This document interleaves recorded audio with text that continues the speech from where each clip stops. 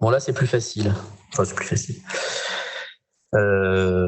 Donc, on va parler de recherche clinique et d'essais thérapeutiques en cardiologie pédiatrique. On va parler des spécificités de la recherche clinique chez l'enfant, des difficultés d'inclusion avec les freins qu'il peut y avoir à inclure un patient dans un essai clinique et les solutions, les motivations qu'on peut aller trouver chez les parents pour accepter de participer à un essai clinique, des exemples d'essais cliniques industriels pédiatriques, la place des nouveaux outcomes en pédiatrie, et même chez l'adulte pour évaluer l'efficacité de ces programmes. Et puis, on finira avec des exemples d'essais cliniques institutionnels où je vais vous montrer comment on construit un programme pour mener cette recherche. Alors, quelle est la spécificité des essais thérapeutiques en pédiatrie? Donc, il y a quelques années, il y a eu ce qu'on appelle le plan européen d'investigation du médicament pédiatrique de l'Agence européenne du médicament, l'EMA. Ça, c'est pour l'Europe. Aux États-Unis, c'est la FDA, mais on est européen, donc on va parler de l'Europe. Le but, c'était de promouvoir la recherche médicamenteuse chez l'enfant pour inciter les industriels à mener des essais cliniques pour qu'on arrête d'avoir autant de médicaments hors AMM. Et donc, ils ont eu des incitations et qui étaient souvent financières pour qu'il y ait un vrai plan d'investigation du médicament. Et donc, en général, ce qui se passe, c'est que on regarde si une molécule a fait ses preuves chez l'adulte et si elle peut être applicable en pédiatrie. Évidemment, tout n'est pas applicable. Hein. Si c'est une molécule pour la maladie d'Alzheimer, il y a peu de chances qu'elle rentre dans le plan du médicament pédiatrique. Ou aussi s'il n'y a pas du tout d'équivalent chez l'adulte. Et les autres spécificités chez l'enfant, c'est qu'évidemment, sur le plan éthique et sur le plan organisationnel, on va avoir beaucoup plus de contraintes que chez l'adulte. C'est une population qui est considérée comme très protégée par les comités d'éthique, et heureusement.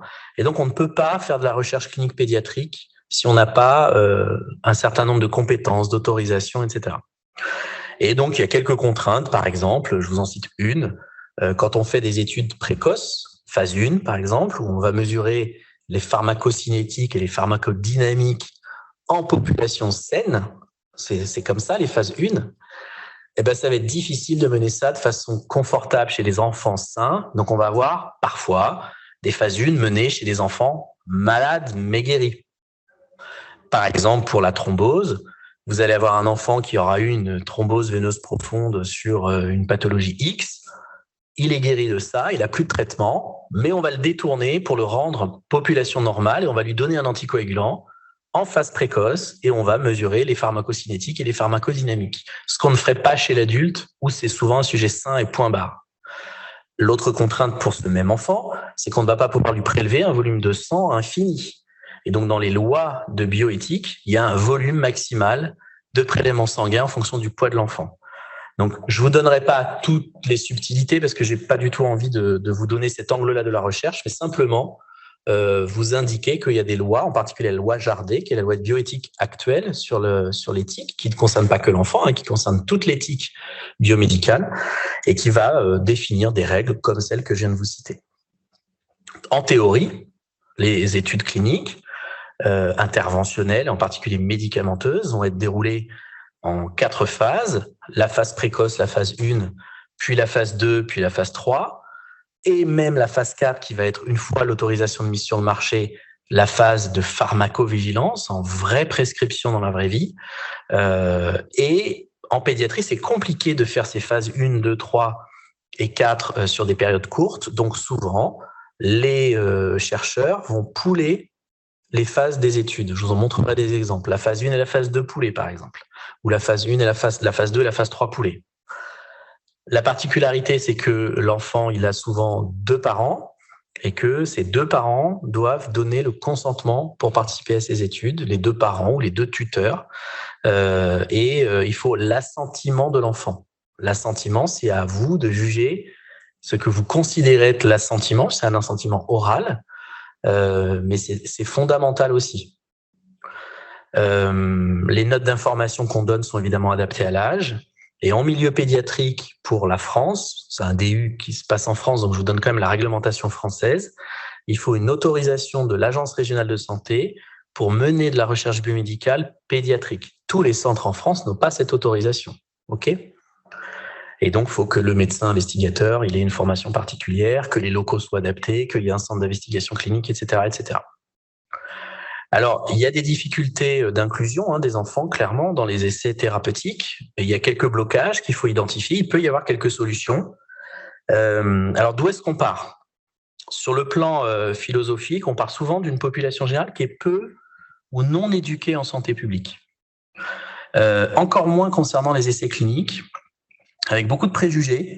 Mon enfant va être un cobaye. Ou alors des préjugés aggravés par les médias. Les médias ne sont pas une structure particulièrement favorable à la promotion de la recherche clinique, malheureusement.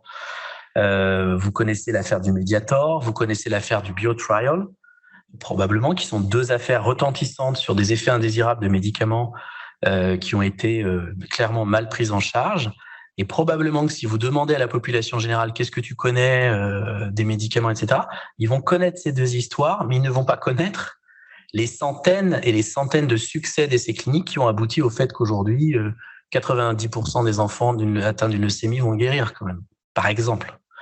Et donc, il y a toute une éducation particulière à faire et il y a une crainte par rapport aux laboratoires pharmaceutiques. Alors ça, c'est assez franco-français, c'est pas partout pareil, où on considère que la santé, c'est une espèce de système où c'est gratuit, on n'a pas à payer, il n'y a pas d'enjeu financier. Alors que ce monde-là n'existe pas. Évidemment, avec les laboratoires pharmaceutiques, on peut le déplorer, mais pour qu'il fonctionne, il faut qu'il soit rentable. Et souvent, ils sont stigmatisés comme les méchants de la bande.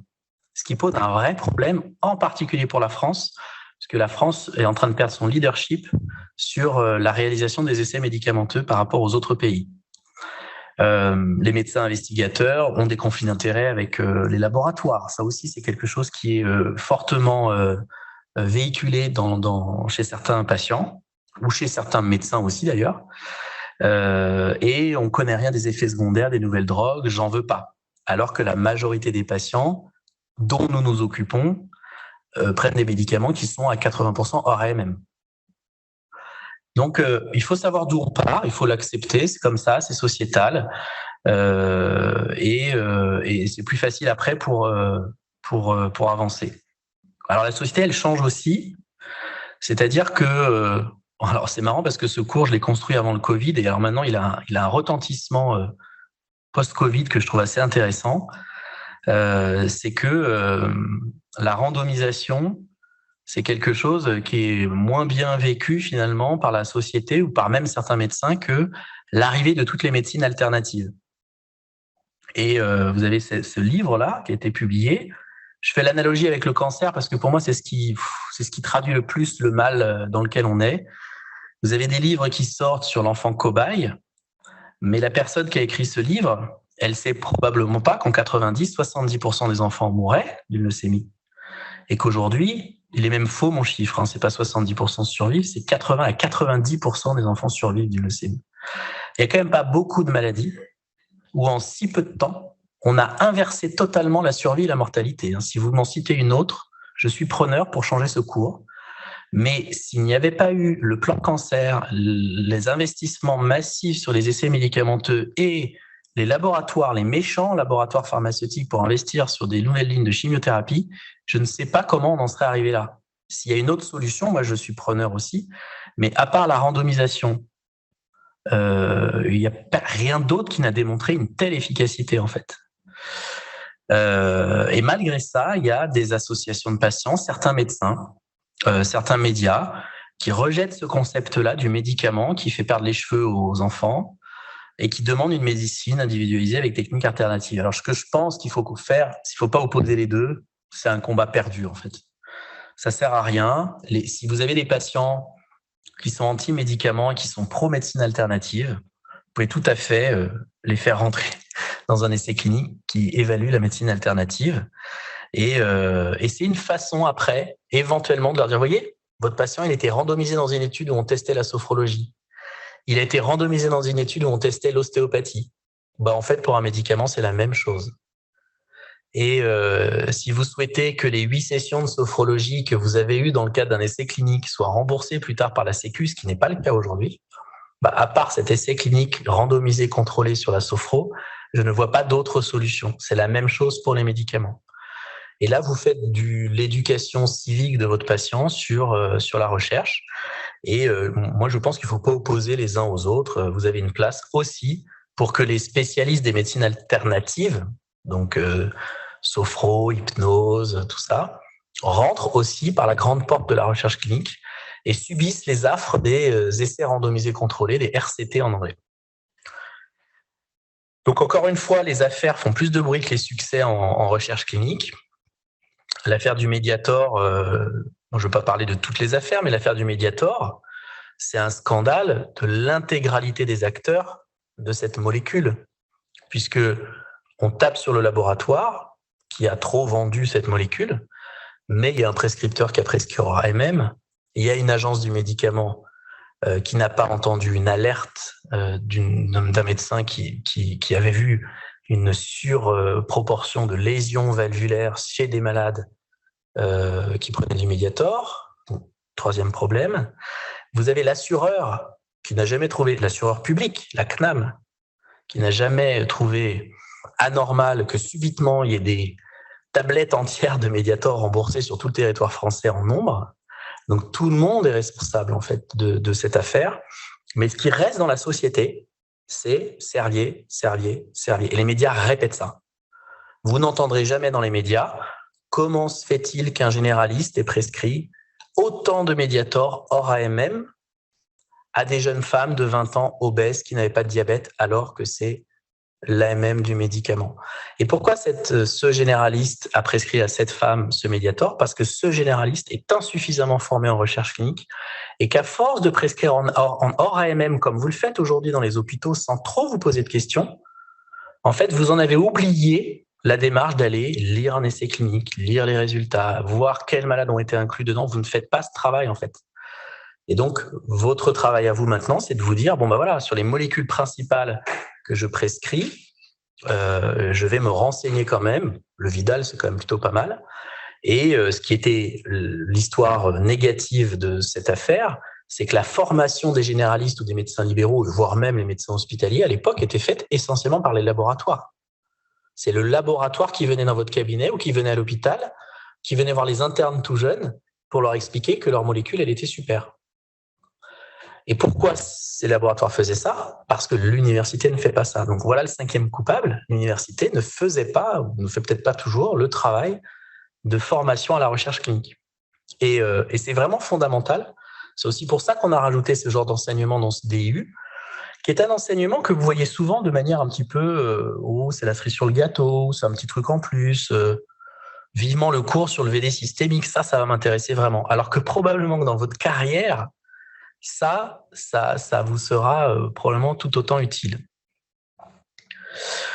Les réseaux sociaux, on est obligé de parler des réseaux sociaux sur la promotion ou pas de la recherche clinique. Et actuellement, c'est plutôt défavorable, en tout cas dans les pays comme la France, les pays latins en tout cas. Dans les pays où la médecine coûte cher, comme les États-Unis, les réseaux sociaux sont promoteurs de la recherche clinique. Vous avez des réseaux Facebook d'associations de patients qui disent, les parents parlent entre eux sur un chat et qui disent « Ah, il y a un essai clinique, là, une nouvelle molécule à Boston, sur un nouvel essai médicamenteux, essayez d'y rentrer. » Parce que la médecine coûte très cher et comme elle n'est pas gratuite, rentrer dans un essai clinique aux États-Unis, c'est potentiellement avoir une prise en charge gratuite. Vous voyez la différence qu'il peut y avoir comme avec un pays comme la France où tout est gratuit, hors AMM, AMM, peu importe, c'est pas grave, tout est gratuit. Et donc, le patient va nous faire plaisir à nous, les chercheurs, en rentrant dans un essai clinique. Alors que c'est une chance pour lui d'y rentrer. Et c'est pas du tout vécu comme ça actuellement. Les parents, c'est pas facile pour les parents, ils sont dans une situation très compliquée parce qu'ils se culpabilisent vis-à-vis de la maladie chronique de leur enfant, de fait. Pour eux, c'est des contraintes supplémentaires sur leur enfant. Il faut pas les nier. Si vous parlez d'une étude clinique à des parents, ne dites pas que c'est un petit essai avec une petite prise de sang. Non, c'est une contrainte de plus. Et dès qu'on dit ça aux parents, au moins, on assume, nous, la culpabilité et on ne la donne pas aux parents. On va faire subir à votre enfant des choses qu'il n'aurait pas subies s'il n'avait pas été dans cet essai clinique, on en est parfaitement conscient. Mais le jeu en vaut peut-être la chandelle. Parfois, la vie entre les deux parents, il n'est pas consensuel, ou en tout cas, il n'est pas en phase en termes de temporalité. Vous avez un parent qui va vous dire oui et l'autre qui va vous dire non, puis ils vont changer d'avis, etc. Il faut leur laisser le temps. Le problème, c'est quand le médecin investigateur, c'est le médecin référent du patient. Ça, moi, c'est ce qui m'arrive très souvent. Je suis le référent et en même temps, je suis le chercheur. Et là, ils se sentent mal parce qu'ils se disent, on va pas dire non au cardiopédiatre qui s'occupe de notre enfant. Il faut faire attention à ça. Faut leur laisser quand même leur marge de décision et leur dire que, vous savez, si vous me dites non, je vais continuer à m'occuper de votre enfant de la même façon. Ça, c'est fondamental. Il faut qu'ils se sentent libres. Ils peuvent avoir peur de nous décevoir ou que la prise en charge va être différente, etc. Alors, les risques de tous ces freins, et j'ai focalisé sur les risques en Europe et en particulier en France, c'est le décrochage de certains pays. Alors, c'est intéressant parce que ce décrochage, il est surtout dans des pays où tout est gratuit, où la santé est gratuite. Et donc, en France, il y a eu un recul assez considérable de l'investissement des laboratoires pharmaceutiques sur le territoire français pour mener des essais cliniques, alors que la France était quand même dans les pays les plus en avance sur la recherche clinique. Et là, c'est des chiffres qui commencent à dater, mais qui montraient que la France était dans les derniers Européens en nombre d'essais cliniques menés. C'est dommage, parce que encore une fois, c'est une chance pour nos patients de participer à ces essais cliniques. C'est une chance pour arriver à des résultats rapides, parce que quand on inclut vite, on a des résultats rapides, qu'ils soient positifs ou négatifs. Et à la fin, ça peut être aussi une perte de financement pour les hôpitaux publics, puisqu'on a la chance en France d'être dans un système où si on participe à de la recherche académique ou industrielle, les hôpitaux se font payer de manière assez significative par les laboratoires ou par la recherche académique.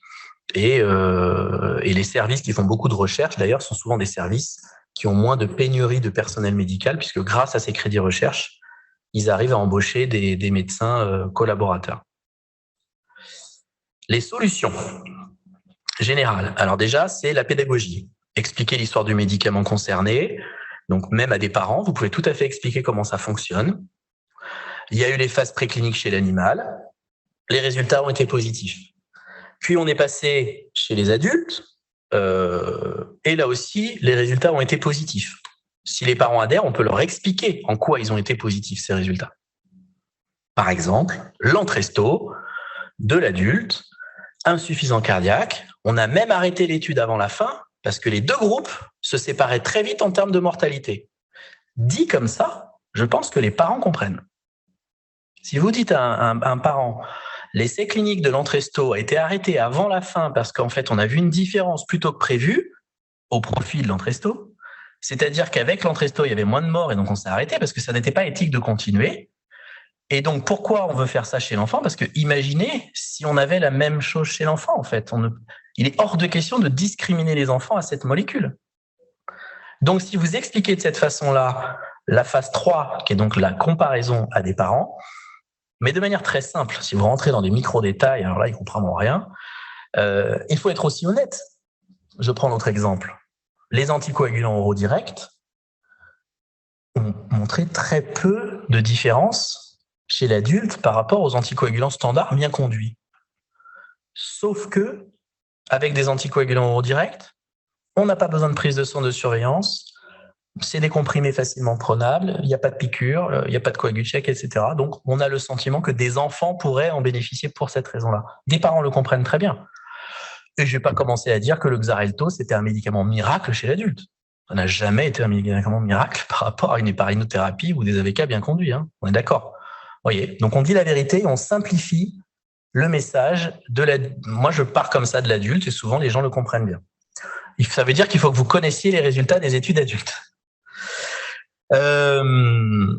Donc la phase 1, c'est l'enfant sain ou l'enfant guéri. Les risques sont faibles et la question qu'on pose, c'est quelle est la bonne dose? En général, on donne une prise. La phase 2, on connaît la dose. On veut savoir quelle est la tolérance du médicament. Et la phase 3, le médicament est bien toléré. On connaît la dose, on veut savoir quelle est son efficacité par rapport à rien, placebo ou médicament de référence. Vous voyez, dit comme ça, c'est relativement simplifié le design, la pédagogie sur vis-à-vis des familles. Comment un investigateur qui va inclure un enfant dans un essai clinique doit agir? Il faut expliquer tout ce que je vous ai dit, que les enfants pendant longtemps ont été défavorisés par rapport aux essais adultes, qu'il y a maintenant le plan européen des médicaments. Il faut recueillir l'avis des deux parents sans contrainte, laisser le temps de réflexion. Tout ça, c'est inscrit dans la loi. Jardé. Ne pas minimiser les effets indésirables du médicament. Ça, c'est un défaut qui est souvent fait par les investigateurs, qui inclut mal. Ils minimisent les effets indésirables. Les parents partent avec le paquet de 30 pages de notes d'infos. Les parents, qu'est-ce qu'ils vont faire en premier, à votre avis? Ils vont regarder 8, 2 effets indésirables. La page, les 2 pages d'effets indésirables. Ils vont regarder que ça, d'ailleurs, souvent. Ils vont pas très bien comprendre le reste. Et ils vont regarder essentiellement ça. Et donc, si votre discours pendant l'entretien oral est en rupture avec la lecture de la note d'information et le catalogue d'effets indésirables, ils ne diront jamais oui. Ils vont dire, si ce médecin ne me parle même pas de ce qui me fait peur dans le document alors que je viens de le voir pendant 1 heure, je ne lui fais pas confiance.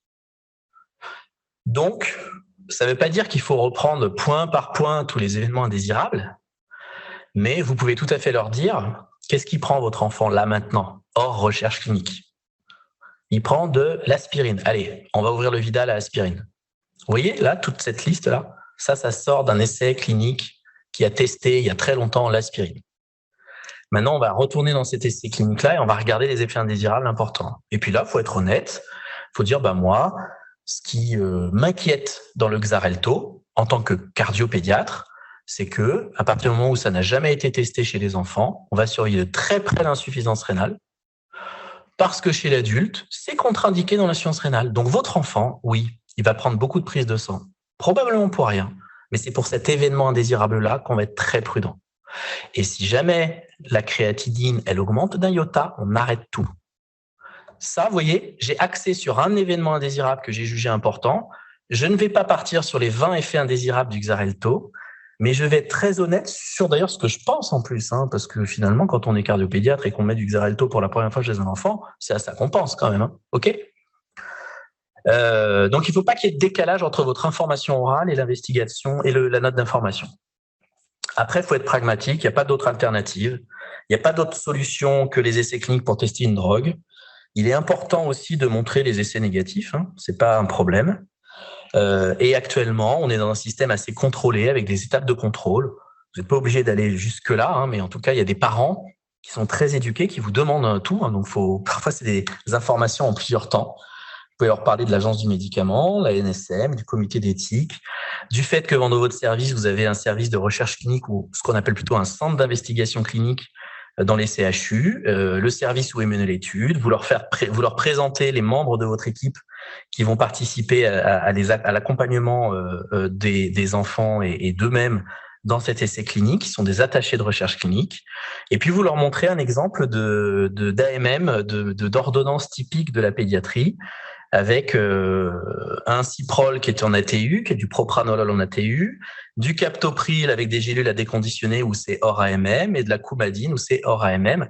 Et donc, ce qui est intéressant, si on reprend l'exemple du Xarelto, les parents vont vous dire, d'accord, donc en fait, vous voulez qu'on teste du Xarelto versus Coumadine, mais même la Coumadine, vous n'avez pas fait l'étude. S'ils sont intelligents, normalement, ils vont arriver à cette conclusion. Et vous allez leur dire, oui. Ça nous permettra aussi d'avoir une belle cohorte d'enfants sous Coumadine, ce qui est d'ailleurs le cas. Et donc ça, souvent, les parents sont assez surpris qu'on leur donne une ordonnance avec des médicaments qui n'ont jamais subi les affres d'un essai clinique. Phase 1, phase 2, phase 3.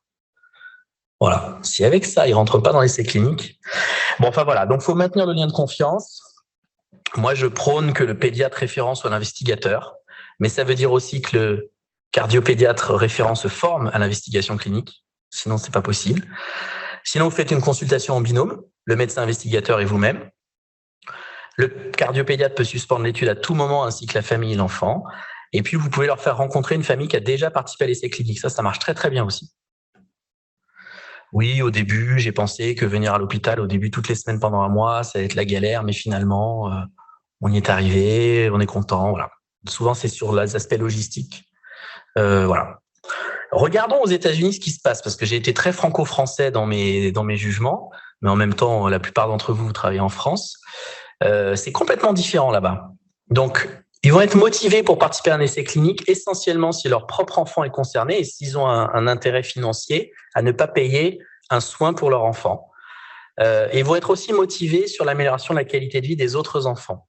Les freins dans cette étude 73% sont intéressés, mais quasiment 70% n'ont jamais été approchés pour participer à un essai clinique. Ils ont très peur des effets secondaires. Et les préférences que les parents expriment pour être informés, c'est en consultation, par les amis ou par la famille, pas par les réseaux sociaux ni par la publicité. Vous savez qu'aux États-Unis, la publicité pour les médicaments est autorisée, ce qui est interdit en France. Les erreurs à ne pas commettre.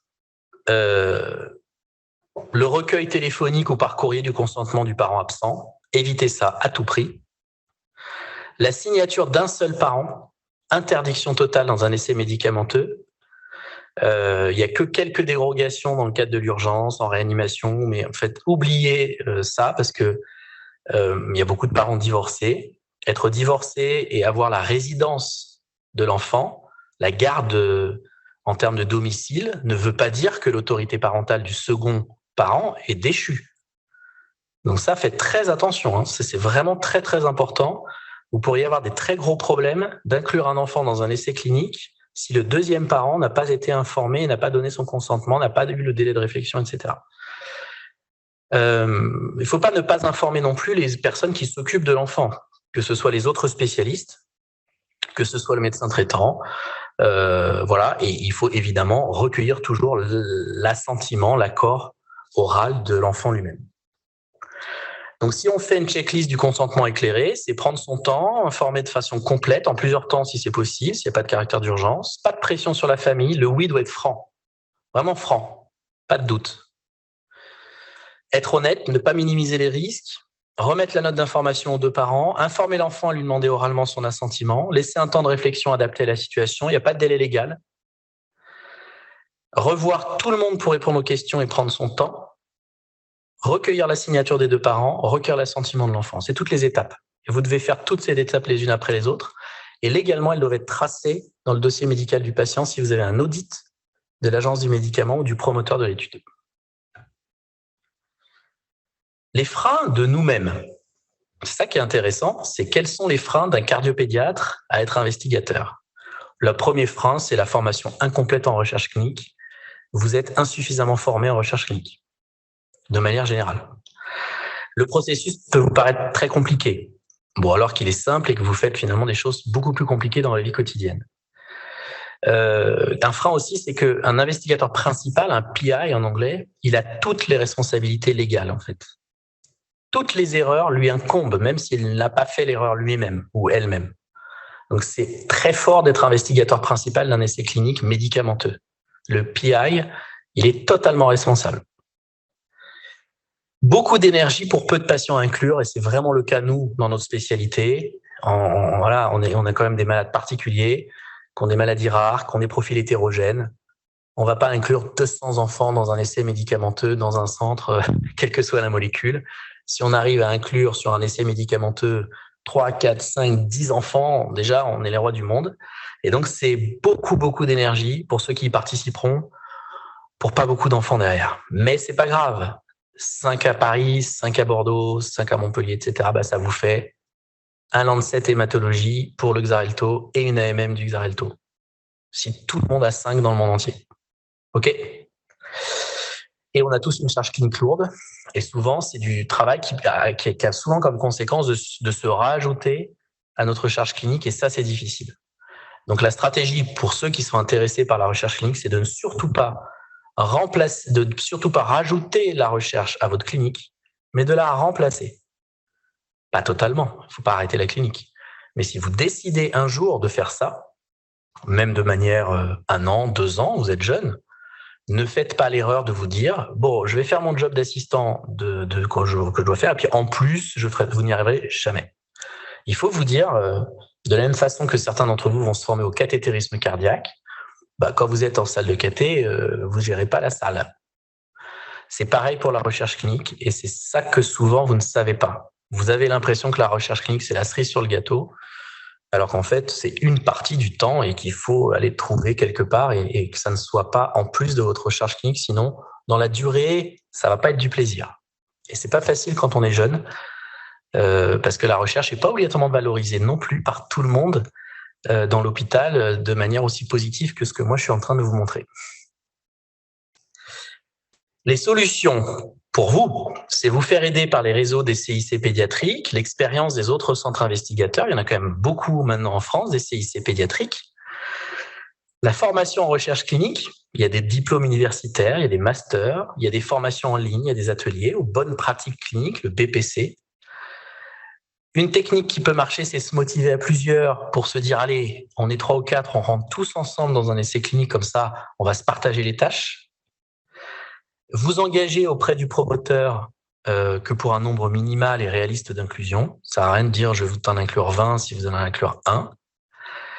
Et puis aussi, ce que je vous conseille, même si vous êtes un peu jeune pour certains d'entre vous, c'est qu'il y a différentes façons de financer la recherche et qu'aujourd'hui, il y a un système qui s'appelle le contrat unique. En fait, le promoteur, donc le laboratoire industriel, va contractualiser avec votre hôpital sur une somme d'argent et ça va alimenter un compte recherche dont vous pourrez potentiellement bénéficier pour recruter ensuite, en termes de ressources humaines, des médecins dans votre équipe, des infirmiers, etc.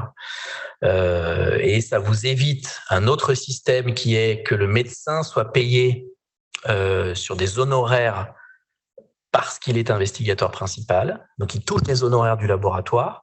Ça entraîne un conflit d'intérêts direct, puisque le médecin, et c'est légal, on a le droit de faire ça, le médecin peut toucher des honoraires du laboratoire. Il y a un budget pour l'étude, qui est pour l'étude elle-même et pour le médecin investigateur principal, le PI, et le PI peut toucher des honoraires parce que lui, c'est du travail en plus, etc. Il touche lui-même des honoraires qu'il déclare à l'URSSAF, etc. Une façon d'éviter les conflits d'intérêts, c'est que cette somme d'argent-là soit glissée sur le contrat unique. Donc, certains chercheurs ont décidé de ne pas toucher du tout d'honoraires. Tout ça est transparent. Si vous allez chercher conflit d'intérêts sur le site du gouvernement, vous allez voir les médecins qui touchent de l'argent et à toutes les sommes d'argent vraiment détaillées.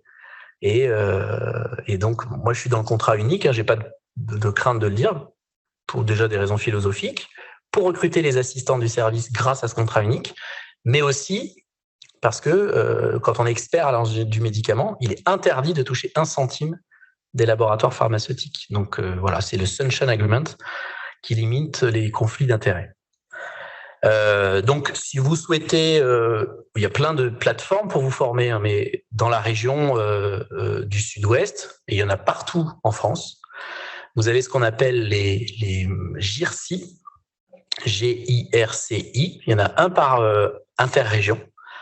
Le GIRCI de cette région, qui est le Sud-Ouest, qui va depuis Limoges, Poitiers, Dom-Tom, Bordeaux, Toulouse, Montpellier. Le GIRCI SOHO, S-O-H-O. Je parle d'une autre, mais encore une fois, il y en a un à Paris, il y en a un dans le Nord, il y en a partout. Ça vous permet de vous former sur des webinars ou sur des formations officielles de BPC à la recherche clinique. C'est une formation sommaire, mais en tout cas, ça vous permet d'être investigateur. Sans les BPC, vous ne pouvez pas être co-investigateur ou investigateur. BPC, ça veut dire les bonnes pratiques cliniques de la recherche. Qui a le BPC parmi vous, là? Et vous êtes tous thésés? Non. Qui est thésé? Bon, ça va, il y a que 2 thésés. Donc, c'est pour les, vous pouvez pas être interne et être investigateur. Il faut être thésé. Mais dès que vous êtes thésé, vous faites les BPC. Voilà. Comme ça, au moins, si un jour on vous propose une étude, vous aurez vos petites heures de formation. C'est sommaire, hein, ça suffit probablement pas pour vous former correctement, mais en tout cas, c'est pas mal. Et les internes, formez-vous quand même sans passer le diplôme ou quoi, c'est pas très grave, vous le ferez plus tard. Hein, mais en tout cas, voilà, c'est une petite suggestion pour vous. Donc, conclusion, trop de médicaments ARMM en cardiopédiatrie, niveau de preuve insuffisant en trop de situations qui nous permettraient actuellement d'avancer. On doit être vraiment acteur et participer aux essais thérapeutiques, donc il y a plein de solutions dont je vous ai parlé. Est-ce que vous voulez qu'on termine par des petits exemples, que vous fassiez des calculs de... Vous n'êtes pas fatigué là, c'est bon? Ça 10 minutes, ça vous va? Je vous ai mis quelques petits exemples d'essais qui ont existé ou qui existent pour que vous raisonniez un petit peu. Donc voilà le problème. Valsartan, Tareg, pour son petit nom.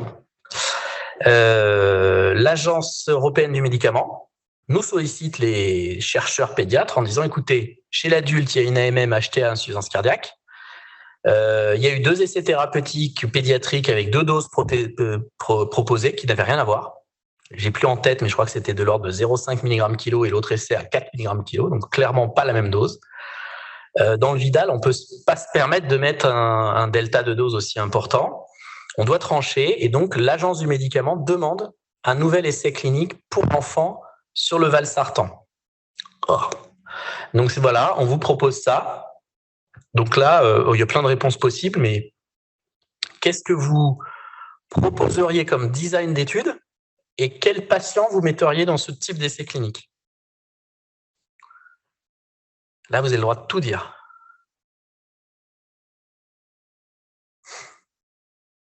Allez-y, zoom.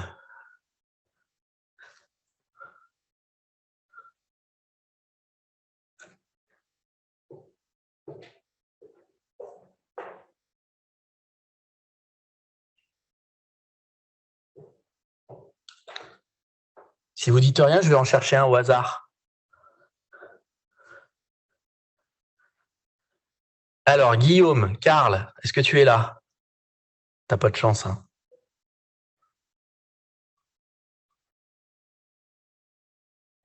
Mets ton micro et tu vas nous répondre.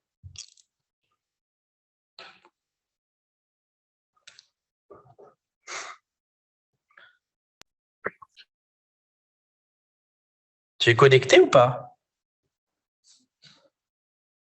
Ou tu fais semblant?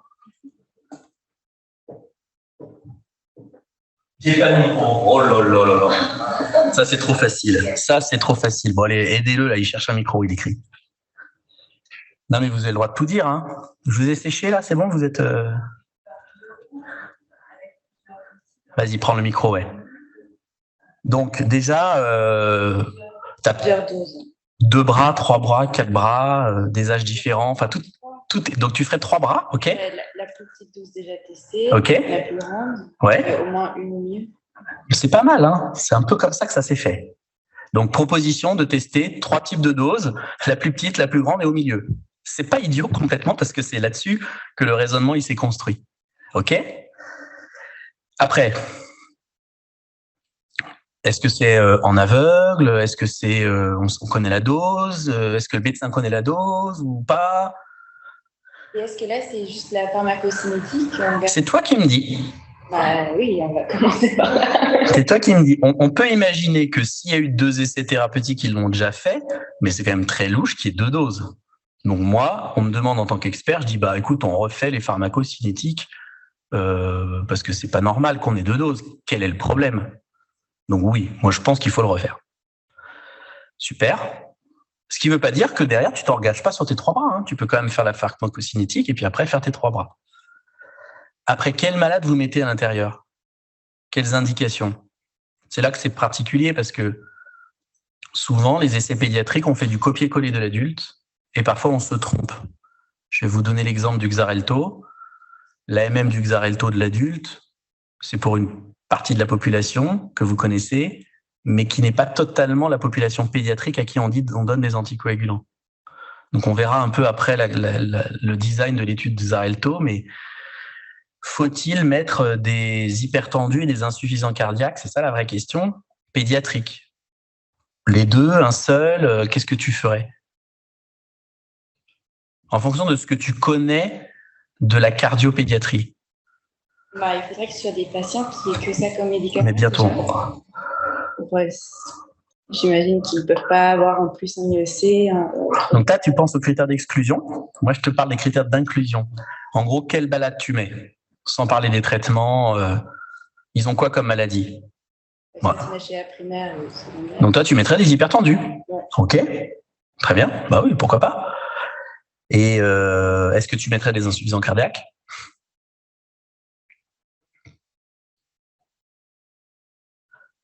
Bah oui. Tu peux, ah non, mais bien sûr, pourquoi pas. Population qu'on va aider avec ces médicaments. Et donc l'insuffisance cardiaque, c'est intéressant ce que tu dis parce que je crois que c'est pas ce qu'ils ont décidé, mais c'est très intéressant. Et l'insuffisance cardiaque de l'enfant, c'est qui le profil de l'insuffisance cardiaque de l'enfant dans la grande majorité? Tu peux prendre la parole, hein, je vois que tu bouillonnes. Non, je bouillonne pas. Parlez fort, hein. C'était juste, en fait, ce que je suis en train de me demander, est-ce qu'on doit mettre aussi des congénitaux ou juste, parce que là, l'insuffisance cardiaque peut être infectieuse ou bien congénitale, mais du coup, c'est deux populations. C'est toi qui décides. Et si tu décides, tu me dis pourquoi tu as décidé. Alors, Donc, l'insuffisance cardiaque du congénital enfant, c'est qui? Son portrait robot, il faut faire simple. Hein. Dans un essai clinique, on veut récolter beaucoup de malades, donc on ne va pas commencer à tirer dans les coins. Hein. Qui est l'enfant insuffisant cardiaque en pédiatrie? Myocardite. Mais non. Ah, vous dites congénitaux. Vous faites de la cardiopédiatrie. À qui vous mettez du Lasix tous les jours? La CIV décompensée. Enfin, soyez simple quand même. Pardon, j'avais pas compris. Donc, allez-vous mettre du Tareg à la CIV décompensée? Si oui, pourquoi? Sinon, pourquoi? Il n'y a pas de réponse fausse en fait.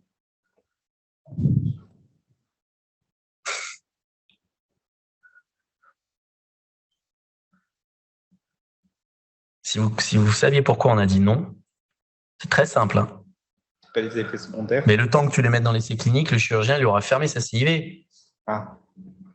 Un nourrisson qui arrive en insuffisance cardiaque décompensée sous ce que tu veux, l'Asilix, IEC, tout ça, tu vas le staffer, machin. Les parents, ils vont être dans une autre dynamique que de rentrer dans un essai clinique randomisé en plus. C'est moyennement éthique quand même, vous voyez ? Donc non. Quant aux autres causes d'insuffisance cardiaque, cardiomyopathie dilatée, maladie métabolique, myocardite, etc., le promoteur, pour des raisons d'argent, a dit c'est beaucoup trop rare. C'est des pathologies totalement hétérogènes. Dans les pratiques, jamais les cardiopédiatres mettent du Tareg chez eux. Donc, on va faire simple, HTA. Je crois que ça a été leur décision à la fin. Il y a la réponse après, je ne me rappelle plus. Mais je crois que ça a été leur décision. Vous voyez un peu le raisonnement? Mais ce qui ne veut pas dire que ce que vous avez dit est faux. Hein. Donc, la réponse, c'était ça. Donc, je vais essayer de m'en rappeler. Il a quelques années, cet essai clinique, il est terminé. Il y avait une phase de double aveugle où ils ont refait 0,25 versus 4 pour se dire, allez, on refait ça parce que de toute façon, comme ça, on verra vraiment lequel des deux est le plus efficace et on répondra à l'AMM parce que à l'agence du médicament, c'était leur question. Mais après, très vite, on part sur une titration et on monte progressivement les doses. Et si je me souviens bien des résultats de l'étude, c'est une espèce de dose intermédiaire qui est sortie positive. Et là, par contre, c'était plus en aveugle. On connaissait la dose. C'est un design particulier. Hein. Je dis pas que c'est le meilleur, mais c'est le design qui a été choisi par les experts qui ont évalué, comme on est en train de faire, pour répondre à la question. OK ?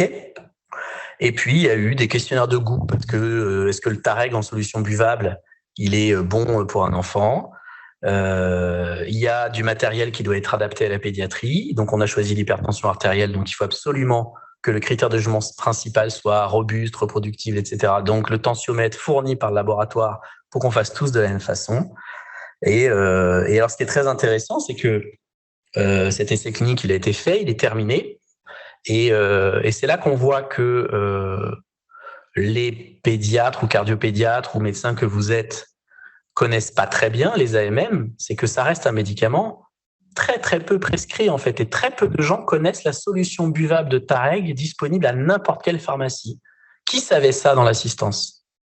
Personne. Ça, quand on parle du manque de civisme de la population, eh ben vous en faites partie de cette population. C'est-à-dire que qu'est-ce que vous faites? Vous appliquez des recettes que vous avez apprises pendant votre internat dans le stage dans lequel vous étiez. Point barre. Et vous allez refaire ça probablement toute votre carrière. Donc, vous ne savez pas... Alors, moi, j'en ai rien à faire du Tareg, hein, personnellement. Encore une fois, zéro conflit d'intérêt. Personne ne sait qu'il existe un médicament qui marche très bien dans l'hypertension de l'enfant, avec des effets indésirables, puis pas plus, pas moins que n'importe quel IEC. Et tout le monde continue à déconditionner de l'Amlor et déconditionner d'Urinitec, machin, alors que vous avez ce truc qui marche tout aussi bien et qui est en solution buvable dans n'importe quelle pharmacie. Faites l'expérience. Prescrivez du Tareg. Donc, c'est triste parce que on souffre en tant que pédiatre de l'absence d'AMM. On en souffre tout le temps, on n'arrête pas de dire rien. Sauf qu'il faut se tenir au courant un minimum. Et ça n'est malheureusement pas dans les services dans lesquels vous êtes, où la majorité des médecins, dépassés par leur charge clinique, reproduisent eux-mêmes les seniors des recettes qu'ils ont appliquées, qui vont probablement vous informer de ça. Donc, petite vigilance de votre part sur les nouvelles AMM. Ça va vous demander un petit effort, mais je pense que le jeu en vaut la chandelle. Alors, un qui fait un peu plus de bruit, mais aussi parce que le laboratoire, il fait du bruit derrière, c'est le Xarelto en particulier, puis tous les autres qui vont arriver derrière, les AOD, avec donc les anticoagulants oraux directs. Donc là, pareil, il y a une AMM chez l'adulte en prévention des phlébites après col du fémur, AVC, etc. L'Agence européenne du médicament dit à Bayer, laboratoire du Xarelto, il faut avancer pour la pédiatrie. Y a-t-il une place pour prescrire ces médicaments en pédiatrie ? Qu'est-ce qu'on fait concrètement, sachant qu'aujourd'hui, la majorité des enfants qui sont sous anticoagulants, c'est beaucoup de patients suivis par la cardiopédiatrie. Les effets indésirables sont assez exceptionnels quand c'est bien conduit, mais il y en a quand même certains, vous voyez ici. Et qu'on a des molécules de l'adulte qui sont comme le rivaroxaban, des inhibiteurs directs d'un facteur, là c'est le 10A, en une seule prise orale avec une bonne biodisponibilité, pas de surveillance biologique, pas obligatoirement d'HBPM au préalable, une élimination essentiellement par le foie, pas de mesures diététiques particulières, donc médicaments qui semblent potentiellement être plus faciles, en particulier pour la pédiatrie. Donc on regarde ce qu'ont fait les adultes, et vous voyez l'essai randomisé contrôlé de Einstein adulte, qui a abouti à une AMM il y a une dizaine d'années en France sur la prévention des événements thromboemboliques veineux avant chirurgie programmée de hanches et de genoux, prévention des AVC embolie systémique sur la fibrillation auriculaire non valvulaire, et traitement des thromboses veineuses profondes et prévention des récidives sous forme de thrombose veineuse profonde ou embolie pulmonaire. Voilà. Donc là, l'Agence européenne du médicament vous contacte à nouveau et vous dit qu'est-ce qu'on fait pour la pédiatrie ? Qu'est-ce que vous proposez comme design d'étude ? Quelle population ? Quels critères de jugement ? Donc là, pareil, je vous laisse réfléchir 2 secondes.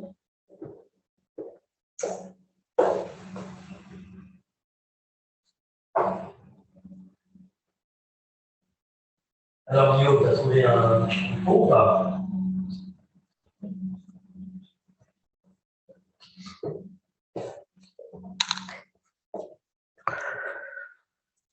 Allez, dans la salle, allez-y.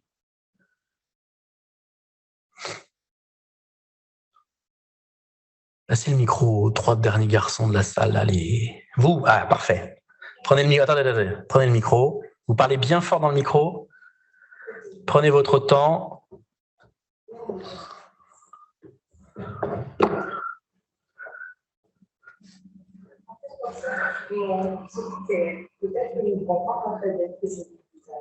Alors, le design d'étude, c'est la structure d'un essai clinique, c'est-à-dire, est-ce que je fais un tirage au sort, une randomisation ?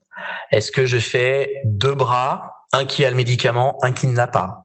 Est-ce que je fais 3 bras, un qui a le médicament, un qui a un placebo et un qui a le médicament de référence ?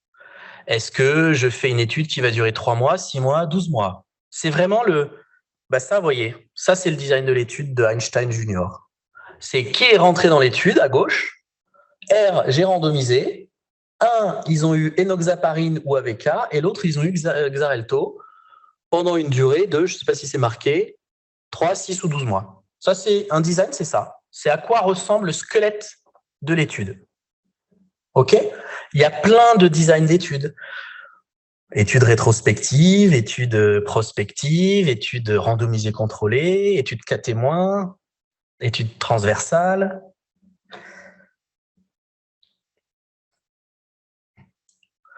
Donc déjà, vous travaillez où ? Est-ce que vous donnez les anticoagulants à des enfants ? Bon, donc si vous donnez des anticoagulants à des enfants, vous les donnez. Mais vous les donnez à qui ? Quel profil d'enfants ont besoin d'anticoagulants ? Il est allumé votre micro ? Parce que je vous entends très mal. C'est bon ? C'est bon. Parlez bien dedans, très près. Oui, je disais que je viens du Cameroun. Je suis cardiologue adulte à la base. OK. Maintenant, de temps en temps, j'ai des populations pédiatriques. Et ce que moi, en discutant, peut-être justement, je ne fais pas exactement peut-être de recherche justement pour voir l'AMM de certains médicaments pour le savoir, mais ce que j'ai déjà eu à voir, moi, à mon niveau, c'est des enfants qui avaient des cardiomyopathie et qui avait de la fibrillation atriale entre les tours du rythme, il fallait les anticoaguler. Et là, il n'y avait pas forcément d'AMM, mais voilà, on faisait, c'était généralement, par exemple, des AVK qu'on mettait. Parce que s'il fallait adapter éventuellement par rapport aux nouveaux anticoagulants, c'était un petit peu compliqué. Donc, c'était un peu plus simple de mettre. Donc, vous proposeriez de mettre les cardiomyopathies dilatées dans l'essai clinique. C'est une très bonne idée. Je vous dirai si ça a été fait ou pas après. D'accord. Donc, première proposition, la cardiomyopathie dilatée de l'enfant. Est-ce qu'il y a des gens que ça gêne de mettre des cardiomyopathies dilatées de l'enfant dans cet essai clinique? On a dit que c'était des pathologies qui étaient relativement rares. Ouais. Et donc finalement, peu de patients. Donc, c'est rare. L'autre argument, c'est que ça peut être un peu grave.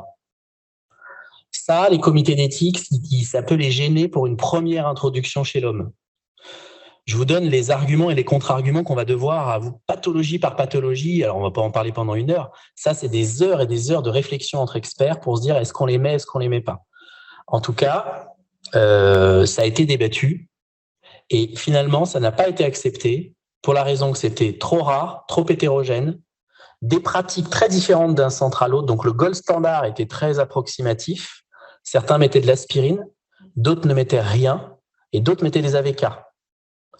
Donc, quand le gold standard il n'est pas clair, le laboratoire ne suit pas. OK ? Une CMD à 30%, en France aujourd'hui, des gens ne mettraient rien, aspirine, AVK. Selon les centres où vous allez passer. OK ? En fait, c'était beaucoup plus l'aspect trouble du rythme. Alors, trouble du rythme chez l'enfant qui entraîne des caillots, chez l'enfant, c'est exceptionnel. Donc là, c'est encore plus rare que les cardiomyopathies. Donc c'est vrai que la FA de l'enfant, c'est quasiment inexistant. C'est vraiment pas une pathologie pédiatrique. Et les troubles du rythme, bizarrement, de l'enfant sont quasiment pas pro-arythmogènes à quelques exceptions près, qui sont surtout des myocardiopathies finalement. Donc la partie cardiomyopathie n'a pas été acceptée par le promoteur. Autre pathologie où vous mettez des anticoagulants chez l'enfant. Là, il faut vous déguiner. On n'est pas dans le... Donc, thrombose veineuse profonde, ça a été accepté avec embolie pulmonaire. Ça a été mis en numéro 1. L'argument du promoteur. Donc, le promoteur, c'est celui qui assure l'étude et qui paye. Donc, Bayer. Ça a été, on a toutes les données de l'adulte. C'est archi-publié la thrombose. C'est pas très grave la thrombose. Donc, ça nous va bien. OK ? Quelles autres pathologies on aurait pu mettre ou on a mises en plus de ça? Voilà, donc les dérivations cavo-pulmonaires totales.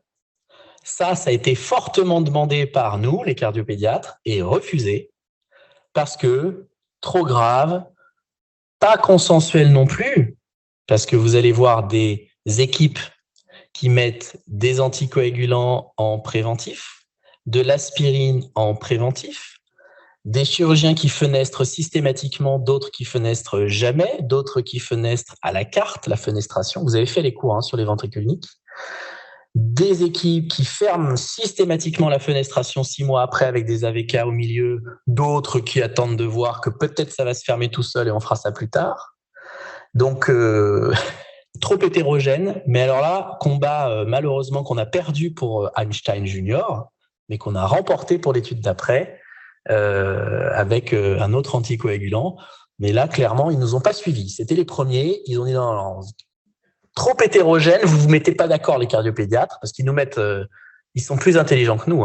Ils nous prennent un par un. Ils nous disent, qu'est-ce que tu fais, toi, comme anticoagulant dans les ventricules uniques? Puis ils vont demander à tous les experts. Quand ils voient 10 experts qui donnent 10 messages, ils se disent, bon, ils sont pas prêts. Ils sont pas prêts pour se mettre dans la même salle et définir un gold standard. Et je vous rappelle que dans un essai randomisé contrôlé, on met beaucoup d'importance au bras intervention nouveaux médicaments, mais il faut mettre autant d'importance au bras contrôle. Tout dépend du bras contrôle. Donc, si le bras contrôle, il est incontrôlable, ça vous plante l'essai clinique, OK ? Donc, moi, j'étais désespéré qu'il n'y ait pas de ventricule unique, mais voilà, c'était leur décision. OK ? Autre pathologie. Prothèse mécanique, pas d'AMM pour les AOD chez l'adulte, on ne va pas s'amuser à le faire chez l'enfant. OK ? Kawasaki avec anévrisme géant. S'il y a un problème avec un accident sur un infarctus, sur un thrombus, on est mort, ça nous plante tous les essais cliniques, on ne prend pas le risque. Je parle de Bayer. Mais nous, ça nous aurait bien intéressé de les mettre dedans. Ça a été dans l'Edoxaban, qui a été l'autre qui a suivi. Ils ont pris les Kawasaki et les ventricules uniques. Okay, mais Xarelto, qui étaient les premiers, non. Voilà, on va peut-être pas tous les faire, mais enfin, c'est ça qui s'est passé. Vous avez compris le raisonnement? Voilà. Fréquent, rare, dangereux, pas dangereux, gold standard homogène, gold standard hétérogène. Vous avez compris la logique? Voilà. Donc, ils ont fait ça. Donc, regardez le design, comment c'est beaucoup plus compliqué en pédiatrie. La pédiatrie, c'est 0-18 ans, jusqu'à 21 ans dans les pays anglo-saxons, légalement parlant. Ça veut dire qu'il faut faire un design de 0 à 18 ans sur une molécule qui n'a jamais été donnée. Ça n'est pas possible. Donc, on fait des stratifications par âge. On va commencer à 12-18, puis on va faire 6-12, puis on va faire 2-5, puis on va faire, voilà, jusqu'au nouveau-né. OK? Et on va faire phase 1, puis phase 2, puis phase 3. Résultat, 10 ans de travail pour en arriver à la fin de cet axe de recherche. Il aura fallu 10 ans pour en arriver à cette jolie publication qui a montré quoi? Que le Xarelto, c'était quasiment la même chose que l'AVK bien conduit chez l'enfant qui a une thrombose veineuse profonde. OK? Voilà. Donc, ça a bénéficié quand même d'une AMM qui a quelques mois et qui a été faite donc qui a été validée par l'Agence du médicament. Alors, l'Agence du médicament, elle a été un peu rude parce qu'elle a dit l'amélioration du service rendu, elle est très modérée. Ils ont considéré, ils ont été très durs là. Ils ont été très très durs. Alors, ça vous intéresse de savoir pourquoi? Je vais vous le dire. Le problème de ces histoires de conflits d'intérêts dont je vous ai parlé tout à l'heure avec les médecins propres et les médecins pas propres. Ça peut paraître comme ça philosophiquement sympathique. Mais en fait, le fait que le gouvernement français, il ait supprimé ou stigmatisé les médecins qui touchaient des honoraires par les méchants laboratoires sur des honoraires d'investigateurs, ça a fait qu'aujourd'hui, l'Agence du médicament manque cruellement d'experts. Mais cruellement. Et que donc les experts, sans stigmatiser personne, qui vont juger certains essais industriels, sont des experts qui manquent probablement de... Je vais essayer de dire, comme c'est enregistré, je ne peux pas tout dire, mais en tout cas, on manque vraiment de compétences dans les designs d'études très spécifiques à la pédiatrie. Et les experts qui jugent parfois les études industrielles aujourd'hui en France ne sont pas du tout des médecins qui sont en charge de ces patients. Pas du tout. Et ça, c'est vraiment problématique. Et ça me concerne moi aussi, puisque j'ai dû, parce que je suis expert de l'Agence du médicament, expertiser les effets indésirables du vaccin Covid de la tranche 2-4 ans. Comme si j'étais un expert des effets indésirables du Covid, moi, cardiopédiatre. Pas du tout. Donc, le reproche que je fais à mes collègues qui ont expertisé cet essai clinique, je ne pouvais pas le faire puisque moi, j'étais PI. J'étais coordonnateur de la phase 3 en France. Donc là, même si je n'ai pas touché un centime, conflit d'intérêt intellectuel puisque j'étais le PI. Donc, je n'ai pas pu participer à l'AMM. Mais par contre, j'expertise des études auxquelles j'ai pas participé. Par exemple, le vaccin Pfizer, pour pas les citer, où j'ai dû évaluer tous les effets indésirables du vaccin. Suis-je le meilleur expert en France pour ça? Je pense pas. Mais il n'avait pas des tonnes des experts. Donc c'est un vrai problème, ces histoires de conflits d'intérêts. Les anglo-saxons ont réglé le problème. Vous avez des tartines de conflits d'intérêts qui sont marquées à la fin des publications. Mais voilà, donc c'est pas un sujet si simple. Et donc quand même, l'Agence du médicament, elle fait des choses très positives. Elle s'est dit, bon, maintenant que on a fait une AMM du Xarelto, eh ben, vous allez faire un dessin animé d'éducation thérapeutique pour les enfants, pour leur expliquer ce que c'est que ça. Et on a fait ce petit dessin animé là que je vais vous montrer. Ton médecin t'a diagnostiqué une thrombose veineuse profonde. Qu'est-ce que ça veut dire? Ça veut dire qu'un caillot de sang, c'est comme un petit caillou, a bouché un de tes vaisseaux sanguins. Tu sais, ces tuyaux qui transportent le sang dans ton corps. Alors maintenant, il faut déboucher le vaisseau et éviter que le caillou se balade partout. C'est pour ça que ton docteur t'a dit de prendre un anticoagulant. C'est un médicament qui rend ton sang plus fluide, plus liquide, quoi. Écoute-le bien, il va t'expliquer comment prendre ce médicament et comment prendre soin de toi à la maison. Quand tu étais à l'hôpital, on t'a sans doute fait une piqûre pour t'injecter ce médicament sous forme liquide. Mais à la maison, plus de piqûres. Tu avales ce qu'on appelle des anticoagulants oraux. Pour que tu comprennes bien ce qui t'arrive, tu iras à une séance d'éducation thérapeutique. C'est un peu comme un cours à l'école, sauf que tes parents et ton docteur seront avec toi. Il y aura même comme une petite interro à la fin. On va voir qui est un bon élève. Tu vas apprendre plein de choses. Pourquoi ce caillot est apparu, ce qu'il peut causer comme souci et comment te soigner dans la vie de tous les jours. On va même t'apprendre les règles d'or que tu dois connaître. C'est cool, non? J'apprends par cœur le nom de mon médicament et la dose que je dois prendre. Je respecte la dose prescrite par mon médecin et je prends mon médicament tous les jours à la même heure. J'évite le sport et les activités physiques où je risque de tomber ou de recevoir un coup.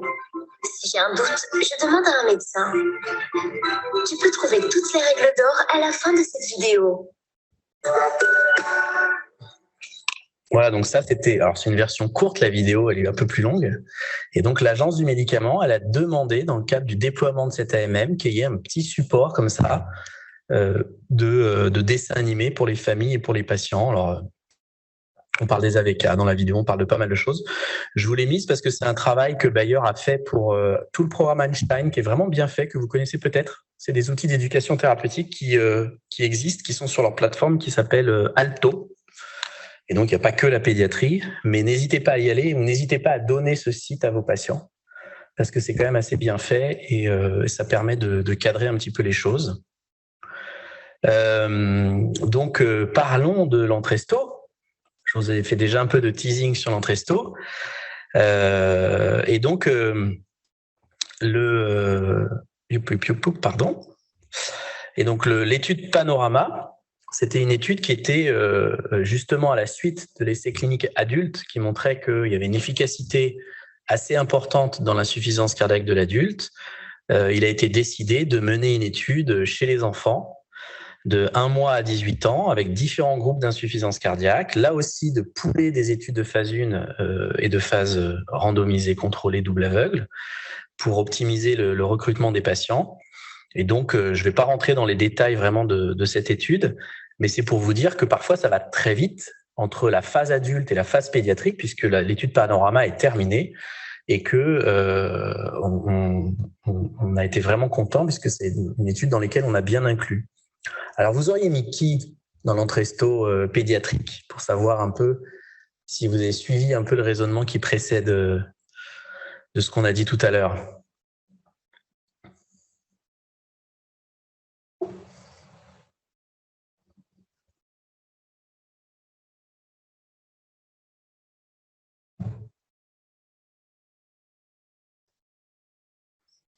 Qui c'est qui veut prendre le micro?